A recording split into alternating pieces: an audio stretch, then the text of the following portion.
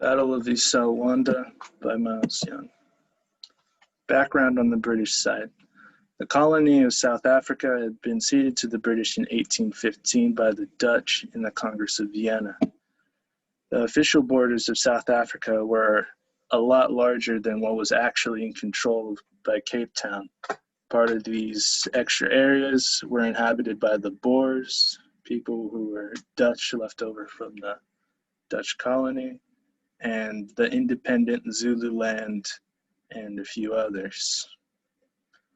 This setup was fine until 1877, when the government of Cape Town wanted to become a British dominion like Canada, with extra freedoms and local government. Background for Zululand. Established around 1816 by Shaka Zulu, he introduced military reforms, including a meritocracy, where promotions were given based on merit, and Zululand gained a lot of pride from their being a great military power.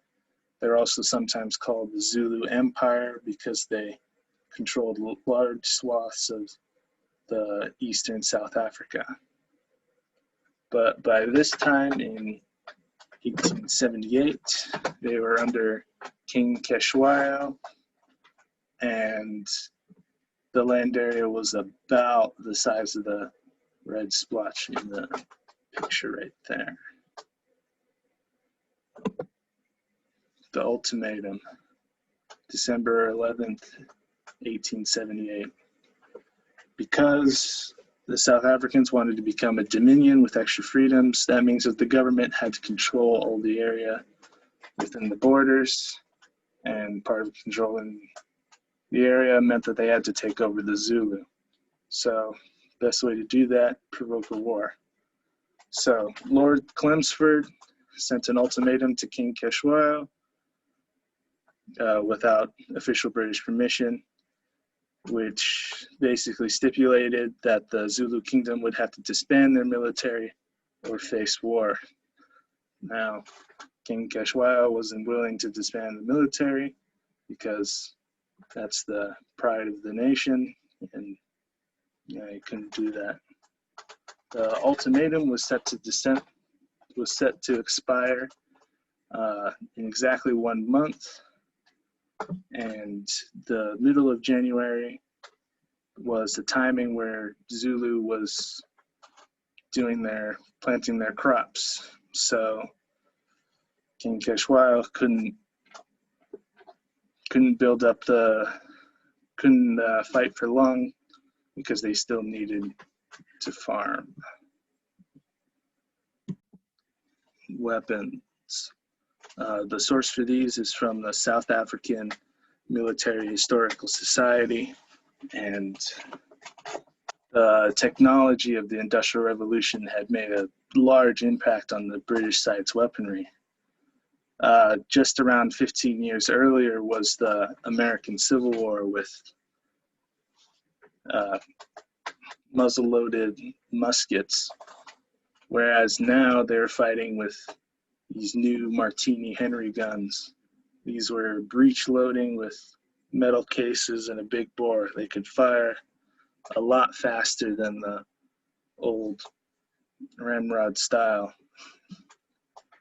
And in this battle as well, there was also 2 rifled cannon artillery pieces that fired explosive shells, compared to the not too distant past when they were just shooting regular cannonballs.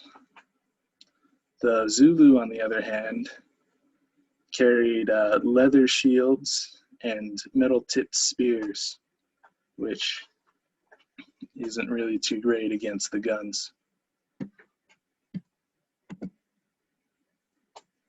January 11th, 1879. This is the day that the ultimatum expired. And early that day, Lord Clemson marches 7,800 soldiers into Zulu land. Those soldiers were made up of around half were regular South African military, and another half of those, the other half were more taken as they were along the way. So there wasn't too much training in this military. And Lord Clemson believed that the Zulu would avoid fighting in open battle. So Lord Clemson decides to split his troops into 3 lines and root out the Zulu from their land.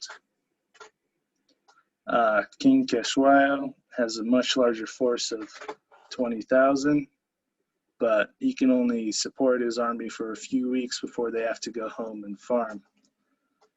So he's looking for a decisive battle.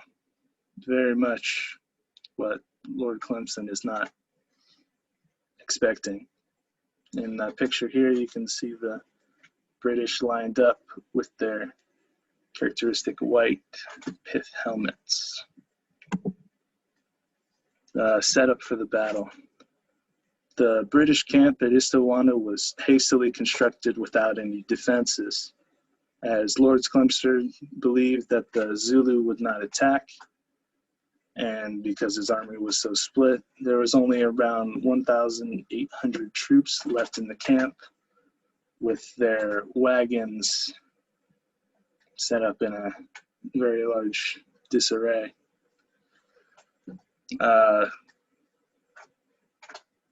Newer British tacticians that would fight the Zulu later on would develop tactics that included pulling their wagons into a circle and making a very defensible position, but Lord Clemson wasn't into that. King Cetshwayo had 20,000 Zulu warriors, which were hidden just a few miles away, and Clemson did not find them. The day of the battle, January 22nd, 1879. In the early afternoon, the Zulu charged the camp, completely surrounding it very quickly and closing the distance very fast. The Lord Clemson's troops were overrun, and fighting developed really close, hand-to-hand or bayonet to Zulu spear. In the end, it was a decisive Zulu victory, and most of the British at the British camp were killed. And most of the weapons were also captured by the Zulu. In the picture there, you can see the close hand-to-hand fighting, as well as the Zulu movements to come in and surround the British forces. This is also from the South African Historical Society. Aftermath. Out of the 1,800 that were in the camp, more than 1,300 of them are killed. Most of the survivors ended up being the more local people that the British picked up close along the way. On the Zulu side, historians disagree very greatly on casualties, anywhere from 1,000 to 5,000. The thing is that early British historians weren't there to count the Zulu dead because they were completely routed away, and they also had an incentive to trump up their chests and tell, oh, we might have lost, but we killed a lot more than they killed of us. But modern historians see now that because the fighting was created very close, very quickly, they think that the casualties were a lot closer. In the pictures here, you can see the white stone mounds, which designate the locations of mass graves. Long-term effects. The Lord Clemson instigated the war. The British government would not let a tribe come along and defeat the British army, and became a very big point of embarrassment. So they sent a lot more military and completely annexed Zululand by 1887. King Dinuzulu Kashtawano, pictured here, is the last Zulu king ever to be recognized, and that picture of him is from around 1883. The modern day. Many historical societies have sprung up around the battle, along with military reenactments. See the guy on the phone. And a new war memorial was placed on the site of the battle very recently. And the old Martini Henry rifles that were captured way back in the day are still coming up, being large military rifles. They ended up being really good as poaching guns of animals. You can see in the photo there that all of these weapons were confiscated by local poachers, by the local government, and the top two of them are those old 100-plus-year-old Martini Henrys. And this is my works cited page. Just give it a second here.